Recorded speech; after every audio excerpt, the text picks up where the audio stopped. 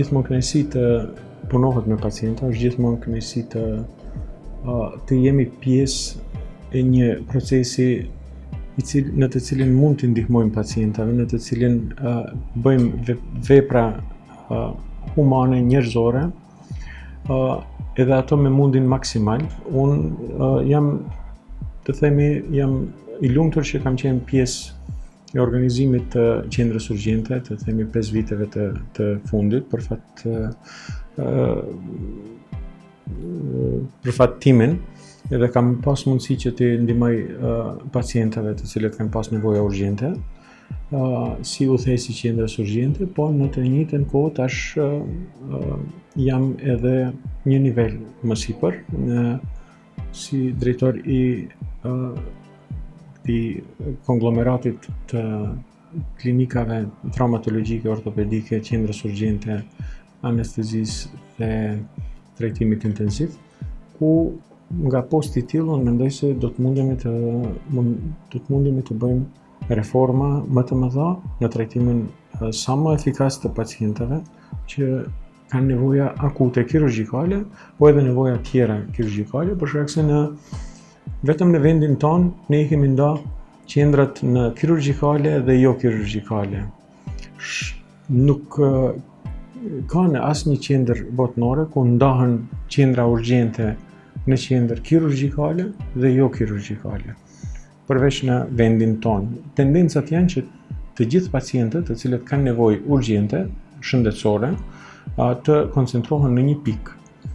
Domethënë,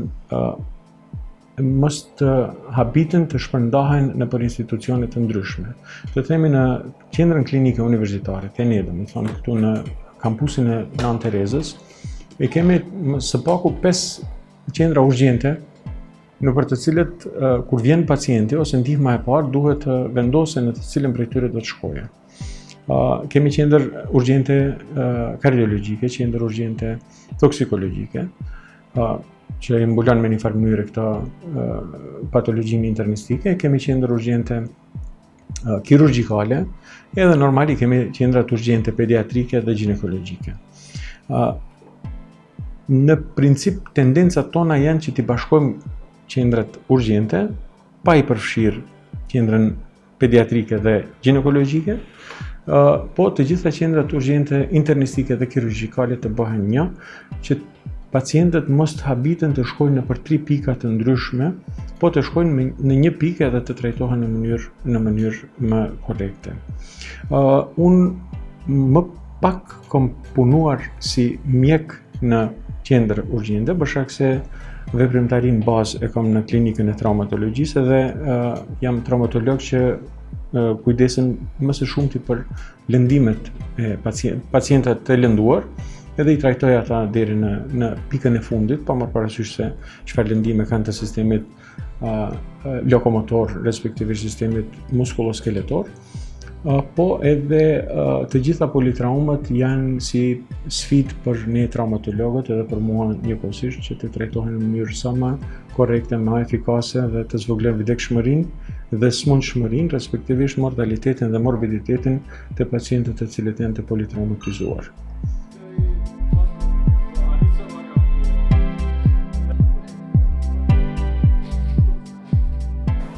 Ma nuk ka paparashikueshmëri në punën tonë. Të gjitha ditët tona janë të stërngarkuara me raste çdo ditë më të komplekse. Ne si qendër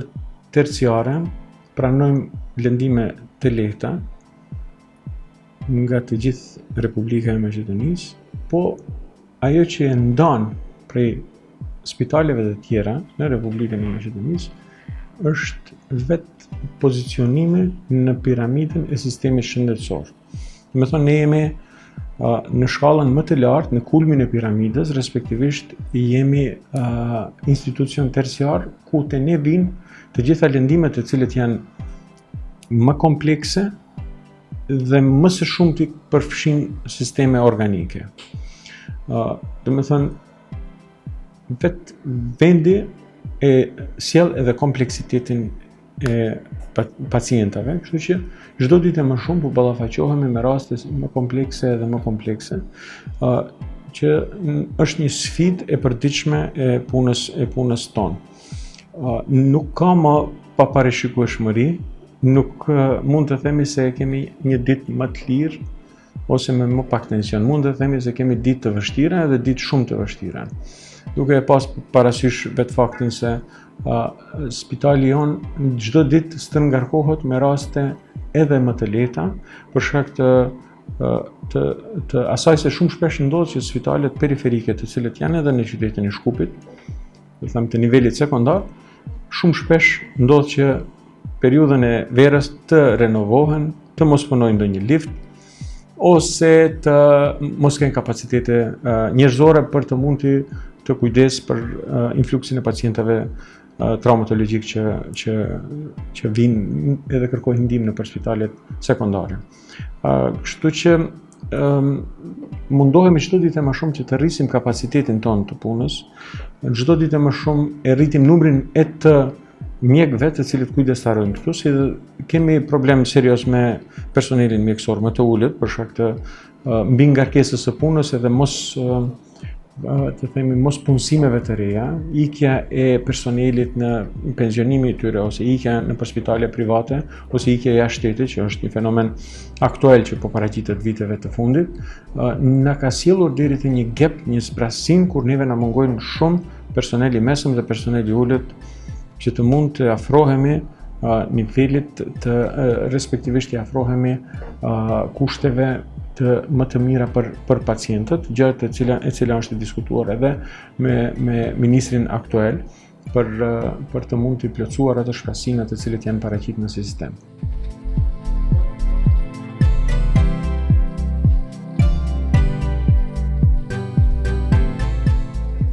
Numri personeli mjekësor, numri i përgjithshëm i të punësuarve në institucionin që udhëheqi aktualisht, që quhet Toari Luc, është diku 450 dhe 470 veta janë të punësuar. Neve së pakun na duhen rreth 50 deri në 100 motra, varësisht prej motra medicinale dhe personeli ulët mjekësor, të cilët do të mund të sjellim nivelin e shërbimit edhe ta standardizojmë dhe ta akreditojmë nivelin e shërbimit tonë. Përndryshe për momentin punojmë me deficit serioz të personelit të mesëm dhe të ulët, që është një apel serioz për rritjen e numrit të punësuarve në klinikën tonë. Përkundër asaj edhe normal që neve na mungojnë edhe mjek në institucionin ku punojmë. Kështu që kërkojmë në të njëjtën kohë që të rritet numri edhe i personelit mjekësor.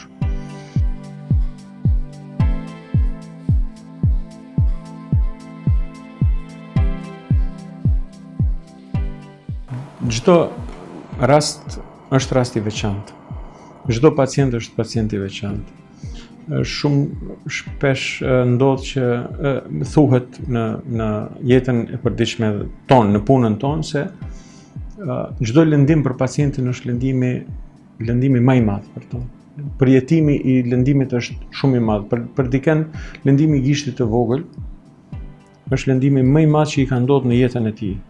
Edhe ai është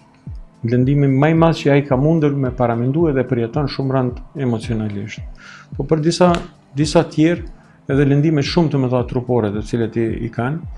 i pranojnë në mënyrë shumë më të relaksuar edhe më normale. Kështu që çdo rast është rast i veçantë. Edhe raste kështu mediatike, të cilët janë interesant me i përmend nëpër mediume, ka mjaftueshëm, ka shumë në qendrën tonë. Prej replantimeve, që do të thotë premjes traumatike, humbjes traumatike të gjymtyrëve,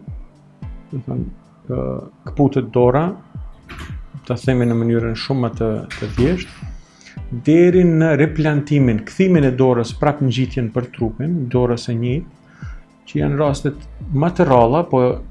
janë raste historie të suksesshme, deri te, rekonstruksionet komplekse të gjymtyrëve dhe të kurrizit, deri te shpëtimi edhe zvoglimi i smundshmërisë, respektivisht morbiditetit, te politraumat e lëndimet komplekse, janë ato të cilët ne i kemi përdit këtu dhe ne mundohemi që çdo pacient i cili është i lënduar ta trajtojmë sa më herët, sa më mirë, sa më mënyrë precize, në bazë të guideline-eve ose udhërrëfyesve botëror, që të mund pasojat nga lëndimi, respektivisht invaliditeti, të zvoglohet sa më shumë. Të kemi njerëz sa më të shëndetshëm për shoqërinë tonë, në këtë mënyrë indirekte, ne faktikisht kontribuojmë në shëndetin e përgjithshëm të shoqërisë sonë. Nuk do të kisha dashur të ndalem për momentin në storje mediatike, nëse kemi raste të tilla mundemi të diskutojmë edhe të dokumentojmë në të ardhmen, po për momentin nuk do të kisha mund për shkak se s'kam material të përgatitur që t'ua jap ndonjë rast eklatant, për shembull, të ndonjë rasti që është mediatik kështu, të mos luajm rolin e emisioneve sikur doktor si e patemni në emisionet amerikane të ndryshme. Edhe përndryshe kujdesemi vinë pacienta të lloj-llojshëm, punëtorë të ndryshëm, kemi shufra të ndryshme të cilët i kalojnë trupin nga një anë në ana tjetër, që janë shumë interesante raste mediatike, po të cilat sot nuk kemi material për t'i dokumentuar ato.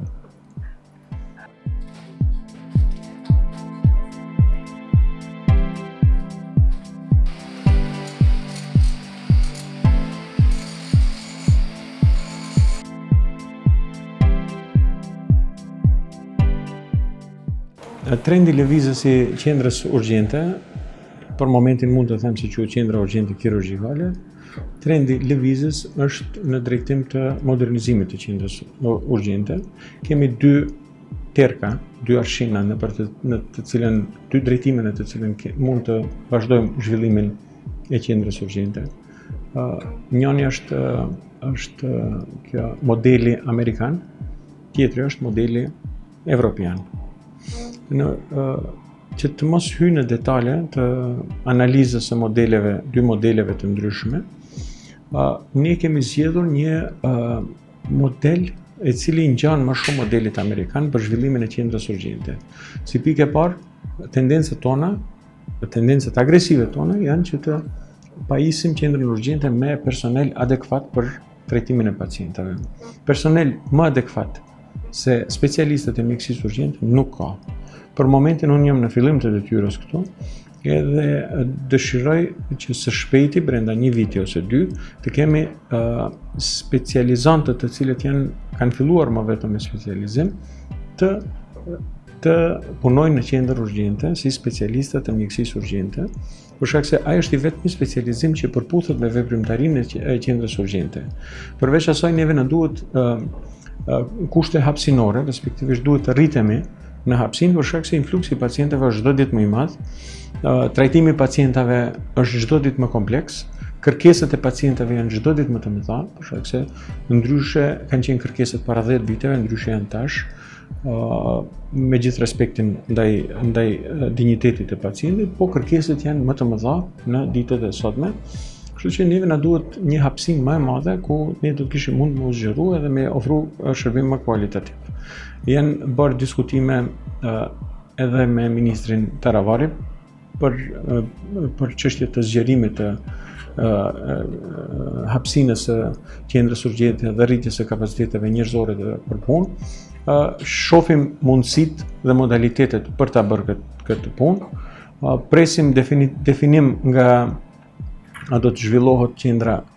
klinike e cila ka qenë planifikuar nga qeveria e kaluar. Nëse bëhet, aty është planifikuar një hapësinë e madhe diku rreth 1000 metra katror që do të takojë vetëm qendrës urgjente me sallat e operacionit të integruara brenda në qendrën urgjente. Nëse nuk bëhet, atëherë do duhet qendra urgjente ekzistuese të zgjerohet në drejtim veri ose në jug, sidoqoftë të zgjerohet qendra urgjente me një repart të vetin, me diagnostik të veçantë me dhomë internistike të cilët do të punojnë edhe internistët aty, por që të mundemi të ofrojmë shërbime sa më të gjanë të mjekësisë urgjente, po edhe në të njëjtën kohë të kemi edhe kirurgë të cilët do të punojnë aty. Për momentin do duhet të aktivizohen të gjitha shërbimet të cilët janë në qendrën urgjente, edhe të cilët nuk kanë qenë të aktivizuara deri para disa ditëve ose muajsh të themi, për shkak të rezistencës që është paraqitur nga klinika e radiologjisë edhe drejtoreshës së deri tanishme që ka qenë edhe ka pasur rezistencë të aktivizimit të gjitha shërbimeve radiologjike në spitalin, në qendrën urgjente. Mu për atë shkak, pacientët edhe sot dhe më ditë bredhen nga 1 orë 2 që të shkojnë të fotografohen për një lëndim banal në një kabinet radiologjik i cili gjendet dikundra 200-300 metra larg prej qendrës urgjente që shkakton humbje në kohë dhe rrezikon edhe respektivisht e dëmton cilësinë e shërbimit që ofrojmë ne. Plani është të hapet një qendër i thojnë ER ose emergency room, dhoma e emergjencës në të cilën do të bëhet trajtim intenziv në prezencën e anesteziologut dhe të mjekut specialistë të mjekësisë urgjente në vetë qendrën urgjente, pa pas nevojë që ato të pacientit të transferohet në dhomën intenzive ose në dhomën në sallët e operacionit. Kështu që do të aktivizojmë shumë së shpejti do të aktivizohet edhe emergency room, dhoma e trajtimit emergjent, ku do të bëhen shumë intervenime, se sa që kanë mund deri tash të bëhen. Përveç asaj shpresoj që të rritet numri i personelit mjekësor dhe jo mjekësor në qendrën urgjente që të mundemi të ofrojmë sa më shpejt dhe më preciz shërbime pacientëve të cilët vinë te ne.